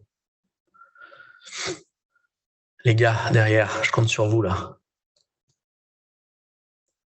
À qui t'aurais mis, donc, entre 0 et 18 ans, de l'Entresto et versus quoi? Voilà. Comme on a dit tout à l'heure, toutes les insuffisances cardiaques pas trop graves, pas trop à risque de décès, qui risquent pas de faire arrêter l'étude en cours de route. Après, j'ai pas de seuil d'insuffisance cardiaque maximale. Je sais pas si on se fixe un cut-off en termes. Voilà. Qui t'aurait mis en NYHA ou alors dans l'insuffisance cardiaque du nourrisson, on utilise la classe Ross jusqu'à 5-6 ans. C'est un peu la NYHA du petit. Donc ça, faut que vous la connaissiez, cette classification. Et chez l'adulte ou l'ado ou le grand enfant, c'est la NYHA. Donc tu aurais mis Ross combien chez on va prendre un nourrisson de 3 ans. Un nourrisson de 2-3 ans. Ross combien? Je dirais maximum Ross 3, quelque chose comme ça. Voilà, et minimum? Bon, Ross 1. Bon, on a mis Ross 2 et 3. OK. Et je crois que le Ross 1 était accepté si, après stabilisation du traitement, etc. Donc, tu as peut-être raison, je ne l'ai plus en tête. Mais en tout cas, pas les Ross 4. On est d'accord. Donc, ça, c'est sur la gravité d'insuffisance cardiaque. Après, sur la maladie qui est derrière, tu aurais mis qui? Pareil, une maladie peut-être facilement curable, pas à risque de mort subite. Je ne sais pas, mais... Donc là, c'est marrant, vous pensez aux critères d'exclusion avant de penser tous aux critères d'inclusion. Les CIV... Donc les CIV, tu les éjectes. parce que ça va être opéré. C'est la même histoire que tout à l'heure. Le temps que tu parles de l'étude au patient, voilà. Et puis les parents vont pas accepter, alors que tu es en train de parler de chirurgie, d'être inclus dans un essai clinique. Ils auront l'impression que tu fais ça pour retarder l'échéance de la chirurgie. Eux, tout ce qu'ils veulent, vous les connaissez, ces malades, hein, et ces parents, hein, c'est débarrassez-nous de cette situation. Opérez mon enfant, ok? Parce qu'une CIV ROS 3, il est malade, hein. Oui. Donc on les a pas mis. Enfin, ils ne les ont pas mis. Qui reste-t-il? Ouais, on a mis que ça. On a mis les CMD. Est-ce que vous mettez toutes les CMD, c'est-à-dire génétique, myocardite, kappa guéri, maladie métabolique et inconnue, ou est-ce que vous choisissez un profil de CMD pour vous dire non, j'en choisis qu'un seul? Toutes, c'est ce qui a été fait, absolument. Heureusement, hein, parce que sinon, vu qu'on aurait mis. Hein. Quel FEVG vous metteriez? Minimal, maximal. Et après, on a fini. Hein. Qu'est-ce que tu... Toi, t'es parti. Minimal. Tu sais, c'est à la louche. Hein. Ouais. Oh, non, t'as raison. Moi, je crois que j'aurais mis 20, mais je me demande s'ils n'ont pas mis 25-30 ou un truc comme ça. Enfin bon, on va dire que t'as raison. Et maximum.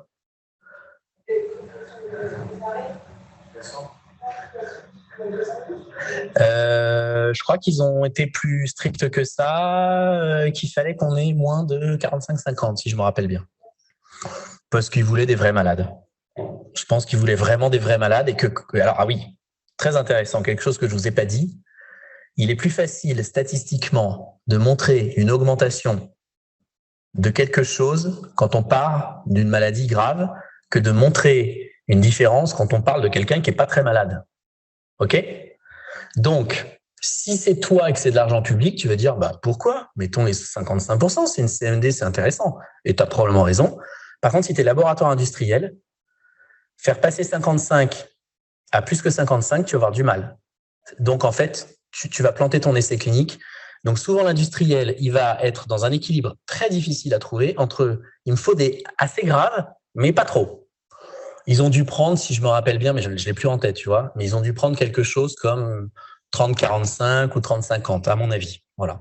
C'est la philosophie que je veux vous dire, parce qu'en fait, vous mettez 10 experts et vous avez des cut-offs. Alors, ce qui est très intéressant, c'est que le premier cut-off qu'ils ont supérieur, était tellement mauvais, strict, que nous, les cardiopédiatres, on les a appelés en disant non, mais là, c'est plus possible, on va pas réussir à inclure. Je crois qu'ils avaient mis 25-40 au démarrage.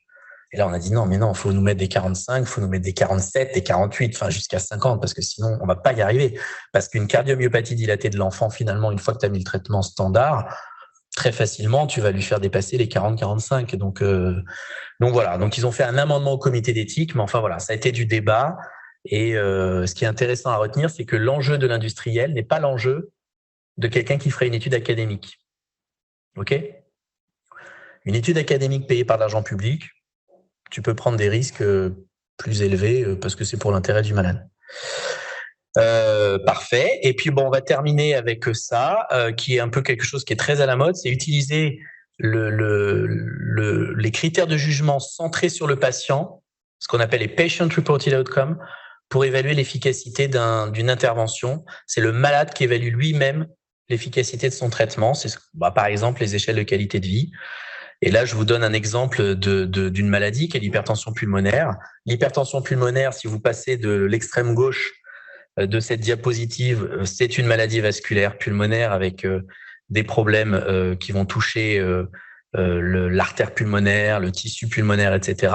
Puis, vous allez à droite, vous pouvez l'évaluer d'une autre façon qui est le cathétérisme cardiaque et l'hémodynamique.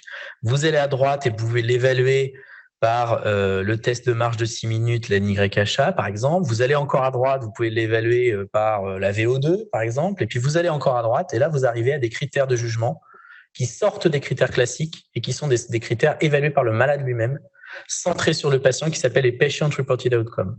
Ça, c'est quelque chose qui est très actuel et qui est maintenant de plus en plus robuste et de plus en plus demandé par les pouvoirs publics pour montrer l'efficacité d'une intervention. Pour les médicaments, on a encore un peu de progrès à faire. C'est rarement un critère de jugement dans les médicaments, mais dans les autres études, ça peut être le cas. Donc voilà, vous avez des questionnaires de qualité de vie. d'autres qui exigent, je vous les passe, vous les aurez dans les cours. Nous, on les a utilisés dans plusieurs essais cliniques. Donc voilà, par exemple, je vous ai parlé tout à l'heure de la transition. On a utilisé la qualité de vie comme critère de jugement pour montrer le choix l'impact de notre programme d'ETP transition. Voilà un type de design d'étude quand on construit. J'accélère un petit peu, mais vous aurez toutes les diapositives. On veut savoir si un programme d'éducation thérapeutique tel que la transition est efficace en termes de qualité de vie. Eh bien, on fait deux bras. Un bras qui a le groupe transition, un bras qui a l'intervention transition, un bras qui ne l'a pas. Et à la fin, on regarde un petit peu ce qui se passe.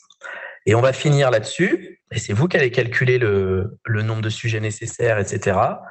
Vous avez les pouvoirs publics qui vous contactent parce que actuellement, c'est vraiment la synthèse des 3 cours là. Les congénitaux adultes sont trop déconditionnés, ont un risque de surmortalité, surmorbidité cardiovasculaire qui est actuellement inquiétant. Les pouvoirs publics en sont conscients. Tout ça, c'est un impact négatif sur leur qualité de vie, sur leur aptitude physique, etc. Et donc, le ministère de la Santé, la DGOS vous contacte en vous disant il faut faire de plus en plus d'interventions primaires, de prévention primaire pour limiter l'ampleur de ce problème. Donc, qu'est-ce que vous proposez?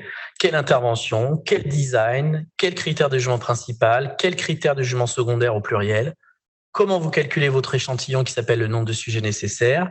Avec qui vous allez travailler comme centre investigateur? Combien ça coûte? Et comment vous allez chercher l'argent? Voilà, vous avez 5 minutes.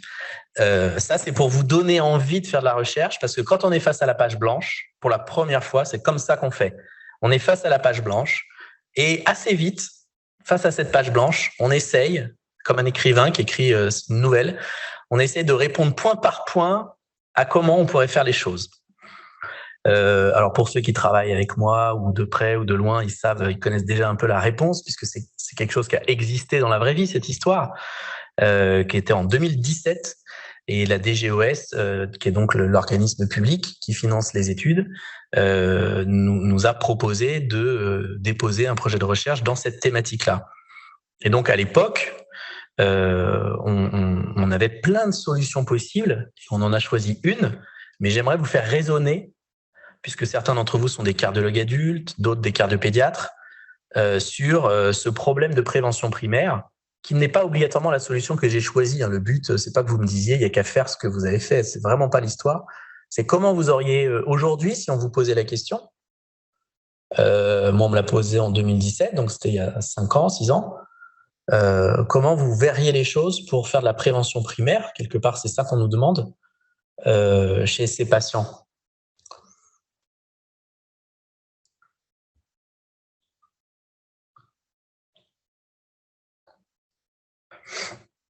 Vous ne sortirez pas si on n'est pas répondu. Mets ton micro et allume-le parce que j'ai l'impression qu'il s'éteint votre micro à chaque fois. Non, c'est bon? Je dirais que c'est vraiment cibler les tranches d'âge un peu caractéristiques et comme un enfant préfère faire telle ou telle chose, vraiment cibler ces... Donc, quelle tranche d'âge tu choisirais? Encore une fois, c'est pour discuter, il n'y a vraiment aucune mauvaise réponse. Encore une fois, l'adolescent n'aura pas les mêmes centres d'intérêt, effectivement, qu'un enfant de 10 ans, un enfant de moins. Mais toi, tu inclurais des 30 ans, des 20 ans, des 15 ans, des 10 ans, tout le monde?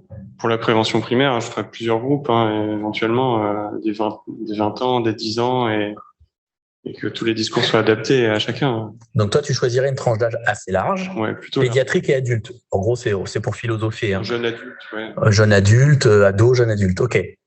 Après, tu ferais quoi comme intervention de prévention primaire? Tout est possible. De la sophrologie aux médicaments. Moi, je pense que vraiment, vous l'aviez dit, les jeux vidéo, les réseaux, je pense que c'est vraiment le summum en 2023 de communication. Donc, tu ferais un exergame. Moi, je ferais un jeu vidéo. Tu créerais un jeu vidéo. Je pense que c'est une des meilleures choses à faire. Ok. Et centré sur quoi? Le but de ce jeu vidéo, il ferait quoi? C'est quoi le fond de ce jeu vidéo? Ce serait évidemment l'apprentissage un peu ludique. Quelque chose en ligne avec tous les autres jeux. Ce que je veux dire, c'est que les thématiques abordées c'est quoi dedans, en gros, hein? Qu'est-ce que tu aborderais? Il y a plein de thématiques possibles. C'est une bonne question. Le jeu vidéo, ça peut te faire de la relaxation, de l'éducation thérapeutique, de l'activité physique. Ça peut faire plein de choses, un jeu vidéo. Qu'est-ce que toi, tu taperais sur tout ou une partie En gros, il faut que tu vendes ton intervention au ministre de la Santé, là. Hein. Si tu lui dis, je veux faire un jeu vidéo, il va dire, OK, mais il y a quoi derrière? Je pense que ce serait vraiment peut-être tourné autour du sport, effectivement. Donc, un jeu vidéo qui s'appelle un exergame. Ouais, c'est voilà. Après, tu as des serious games. Enfin, il y a toute une littérature actuelle sur les jeux vidéo. Donc, tu peux aussi faire un mixte, c'est-à-dire un jeu vidéo qui te balance quelques messages éducatifs dans un parcours et en même temps un exergame. Je ne sais pas si ça existe d'ailleurs, mais en tout cas, foncez parce qu'il y a plein d'argent pour ce genre d'axe de recherche. Donc, toi, tu irais vers en gros, une promotion de l'activité physique et une éducation thérapeutique digitalisée, numérisée. C'est ça que tu proposes, en fait. Et non, bah, très bien, c'est ce qui est très actuel. Alors, 2017, on n'était pas du tout là-dedans. 2017, quand on disait qu'on allait faire de la visioconférence, de la téléconsultation et de l'ETP en téléconsultation, parce que ça a été ce que j'ai choisi, entre autres, on se faisait traiter de tous les noms, parce que c'était pas comme ça qu'on faisait de la médecine. C'est 2017, pré-Covid. Hein. En fait, le boom qu'on vient de subir avec le Covid, qui est très positif en fait, en 2017, c'était pas du tout à la mode de dire à une infirmière, tu vas faire de la téléconsultation. Vous vous rendez compte que la première fois que vous avez entendu le mot de téléconsultation, c'est probablement pendant le Covid, on est d'accord. Donc 2017, avant le Covid, moi j'ai mis ça, et on m'a dit de la quoi? Donc j'étais pas encore du tout dans les exergames. Mais maintenant, oui. Autre intervention, qu'est-ce que vous proposeriez? Il y a plein de choses. Le gouvernement, il peut te dire, on lui paye un abonnement à la salle de sport. C'est une intervention, ça. Vous voyez? Tout est possible. Vous avez champ libre. C'est open bar. Dans un limite de 500 000 euros. Ouais. Journée de TP par groupe d'âge. Très bien. Est-ce que tu le fais combien de fois? En gros, hein. Ton étude, elle va durer combien de temps? À la louche. 1 an, 5 ans, 10 ans, 20 ans, 40 ans? On part pour combien de temps? OK, donc ton intervention dure 5 ans, donc tu fais une ETP par an, une journée par an, qu'est-ce que tu fais en gros? Une journée par an pendant 5 ans. Ça peut marcher, peut-être que dans 20 ans, ils auront un pronostic cardiovasculaire meilleur. C'est tout à fait possible. C'est des stratégies qui ont été prises par certains centres de faire de l'ETP renforcé, séquentiel, régulier, systématisé dans des centres. Autre intervention, puis après on avance. On leur offre un chien. Ah, c'est pas mal ça. On leur offre un chien, et oui. C'est démontrer que quelqu'un qui a un animal de compagnie a une activité physique plus importante, et en particulier pour les enfants, ils vont jouer, et jouer va... voilà, c'est pas idiot du tout. Voilà. Mais enfin, c'est bien, vous avez bien raisonné, c'est super. Alors, qu'est-ce qu'on a fait? Je vous l'ai déjà dit, ce qu'on a fait, c'est CaliRehab, c'est-à-dire que nous, on a fait ce que tu as dit, le TP, en session de groupe. Et on a fait de l'activité physique adaptée, on n'avait pas tout le numérique et le digital et tout ça, un peu de téléconsultation, mais quand même, on n'était pas du tout dans le digital en 2017, quand on a déposé le dossier, parce que c'est que déposer le dossier en 2017. Et on a fait effectivement la tranche ados, jeunes adultes, voilà. Et alors, on n'a pas fait 5 ans parce que c'est hors de prix. Chaque année, c'est du coût pour la recherche qui est assez incroyable. Et 5 ans, c'est beaucoup trop long. Et surtout, tu as beaucoup de perdu de vue. Et tu mets en grand danger ton étude, même si c'est ce qu'on devrait faire finalement, parce que c'est probablement pas sur une intervention de 3 mois, parce qu'elle dure 3 mois, cette intervention. Mais pour rentrer dans ton budget, être faisable, donner ta publication dans des délais à peu près corrects, si tu mets 5 ans d'intervention, il n'y a quasiment aucun essai clinique qui est basé là-dessus, malheureusement. Voilà. Ce qui ne veut pas dire qu'il ne faut pas suivre la cohorte après, de voir ce qui s'est passé, mais en tout cas, sur le plan organisationnel, budget, publication, on n'y arrive pas à faire des interventions aussi longues. Et déjà, nous, c'est une étude qui durait 3 mois et dont on évaluait l'outcome final à 12 mois. C'était déjà beaucoup. 12 mois. Quel critère de jugement principal vous auriez pris? Il y a plein de critères de jugement principaux qu'on peut prendre. Le critère de jugement principal, c'est ce qui va faire que vous avez une amélioration ou pas grâce à votre intervention par rapport à ce critère. Et c'est ce que va regarder le reviewer de votre article et c'est ce que vont regarder les organismes de pouvoir public pour ou pas suivre la prise en charge de votre intervention dans un parcours de soins. C'est ce qu'on appelle le niveau de preuve de votre intervention. Donc, alors là, il y a plein de réponses. Qu'est-ce que tu prendrais? Toi, tu prendrais la... Non, mais c'est bien sûr, parfait. Donc, tu prendrais quoi?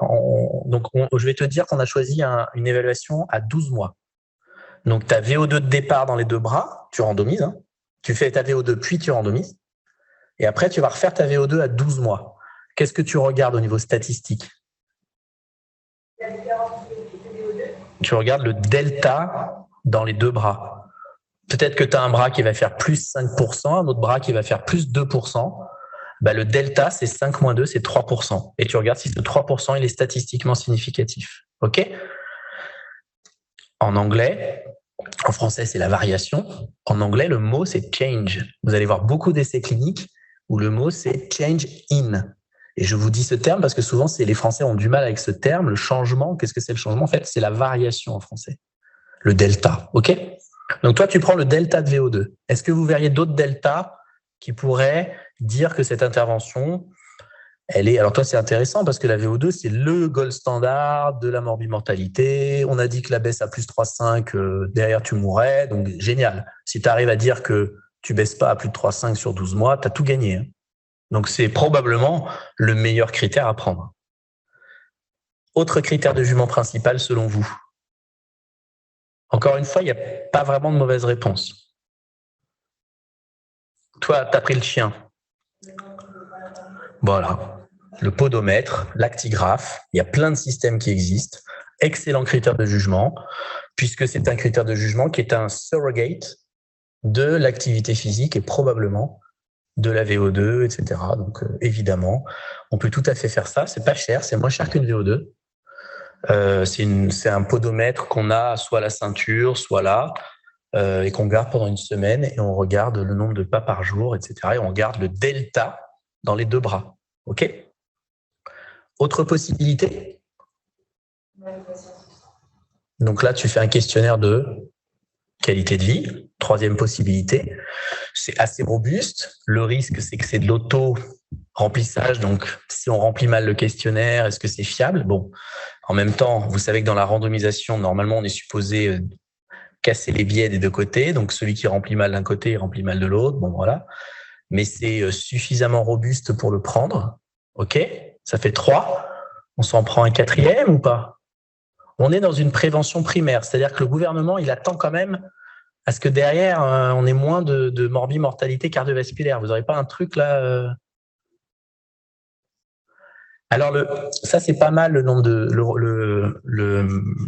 en fait, dans les essais cliniques de réadaptation cardiaque, c'est les cardiovascular events, c'est le retour à l'hôpital dans l'insuffisance cardiaque, c'est le critère de jugement qui est souvent pris et qui sort positif dans l'insuffisance cardiaque de l'adulte.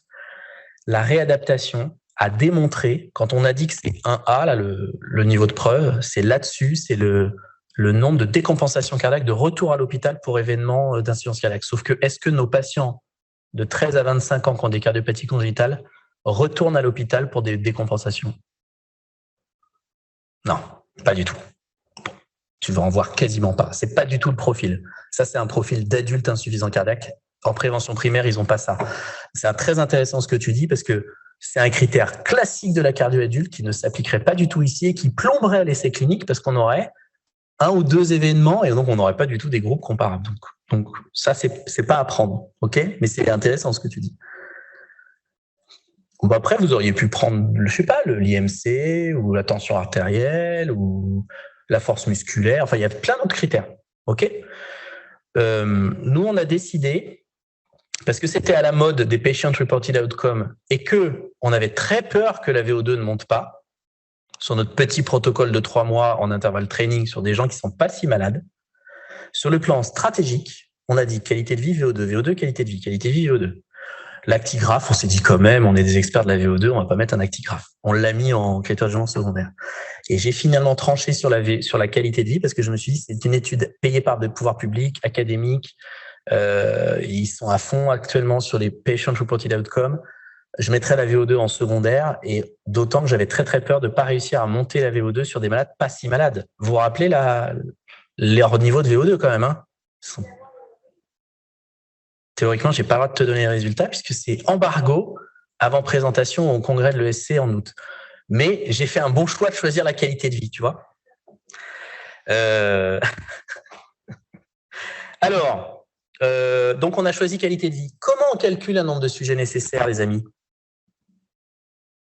Vous savez ça ou pas? Vous vous rappelez vos cours de... Oh, c'est loin, hein. Alors, la philosophie du nombre de sujets nécessaires. Il y a quelqu'un sur Zoom qui sait? C'est en fonction de la puissance avec laquelle on veut démontrer le résultat. Qui est-ce qui parle? Présente-toi. Je suis Bastien Moisset. C'est pour savoir si je te donne +1 à l'examen final. Donc, vas-y, Bastien, la balle est dans ton camp. Tu me donnes le principe, hein, si tu n'as pas la réponse, c'est pas grave. Donc, la puissance. Explique à ceux qui sont dans la salle ce que c'est que la puissance parce qu'ils sont fatigués.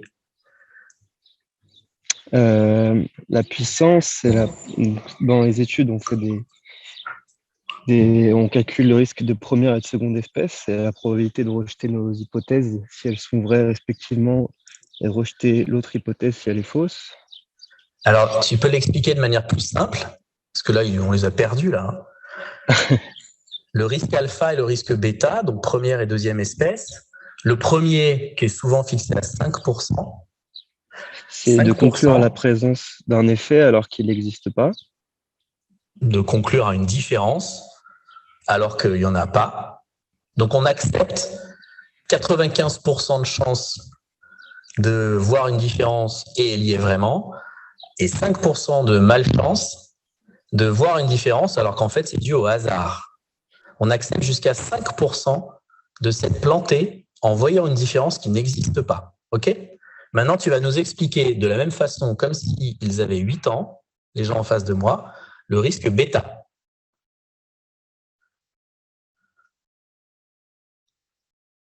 Le risque bêta, c'est le risque de ne pas conclure à une différence alors qu'elle existe. Voilà, magnifique. Et on accepte jusqu'à combien en général? C'est 10%, il me semble, ou 20%. Ouais, 10, 20, voilà, exactement. Donc, il te faut ces deux chiffres. Donc, on a choisi, je ne me rappelle plus, mais je crois qu'on a choisi 5%, bah, ça, on n'a pas le choix pour le risque alpha. Et bêta, j'ai un doute, 10 ou 20, je ne sais plus. On verra après, je ne me rappelle plus. J'ai dû prendre ce qui m'arrangeait pour l'échantillon. Après, qu'est-ce qu'il te faut d'autre comme chiffre? Et donc, à partir du risque bêta, on calcule notre puissance. Et ensuite, pour le calcul du nombre de sujets nécessaires, il faut qu'on calcule la différence qu'on souhaite mettre en évidence entre les deux groupes. Exactement. Donc, je vais t'aider. On a choisi un outil qui s'appelle le PET Scale, qui est une échelle de qualité de vie sur 100. La moyenne de qualité de vie aujourd'hui des enfants cardiopathie congénitale, là, en ce moment, aujourd'hui, elle est à peu près de 80 sur 100, ce qui est pas mal, en sachant que dans la population générale, elle est de 82-83%. Donc, elle est légèrement plus faible, mais très proche de la population générale. Et l'écart type de cette variable, puisque vous savez qu'à 82% ou à 80%, ça ne veut rien dire, il faut le plus ou moins l'écart type, il est de 13 ou 13,5. C'est-à-dire que l'intervalle de confiance de ta variable, c'est plus ou moins 13 de ce chiffre-là. OK? Donc, qu'est-ce que tu parierais comme différence attendue à la louche? Puisque tu n'es pas un expert de la qualité de vie, donc je ne sais pas comment tu verrais les choses. C'est une question difficile là pour moi. Elle est très difficile cette question. Tu vas prendre 5, 10 ou 15 points. À la louche, je dirais 10 points. Pas mal. C'est entre les deux. Si tu prends 5 points, tu fais un pari que la différence est très très faible Et c'est ce que font souvent les laboratoires pharmaceutiques, comme ça, ils se mouillent pas. OK, mais ça demande 1000 malades. Vous me suivez? C'est ce que Raoul te disait à l'Assemblée et que personne n'a compris. Il disait, quand les laboratoires pharmaceutiques ont besoin de milliers de patients pour montrer une différence, c'est qu'il y a un loup. Et qu'en fait, vaut mieux prendre un petit échantillon. Pour une fois qu'il disait quelque chose de vrai, c'était absolument vrai. Et si je veux montrer une différence de 15, je prends un énorme risque parce que c'est compliqué de montrer une différence de 15, mais par contre, j'aurai un plus petit échantillon. Vous êtes d'accord?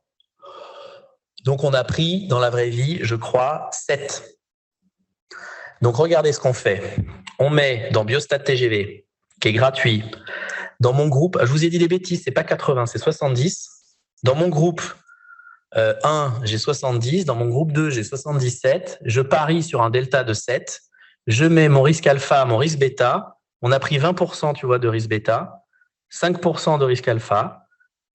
Et il nous faut donc 118 sujets, 59 dans les deux bras. Bon, c'est pas le vrai calcul qu'on a fait à la fin, parce qu'à la fin, on en a 142. Donc, ah oui, parce qu'après, on met les perdus de vue potentiels, on en rajoute, etc. Voilà. Donc, c'est comme ça qu'on fait un calcul. C'est très schématique et un peu simpliste ce que je vous mets là, mais c'est comme ça qu'on calcule schématiquement un échantillon dans un essai clinique. C'est pas compliqué, hein. Après, on voit combien coûte l'intervention, on voit combien nous demande le centre d'investigation clinique, et on en arrive à un budget de à peu près 500 000 € à 750 000 € pour un essai clinique de ce type-là. C'est à peu près ça les budgets. OK ?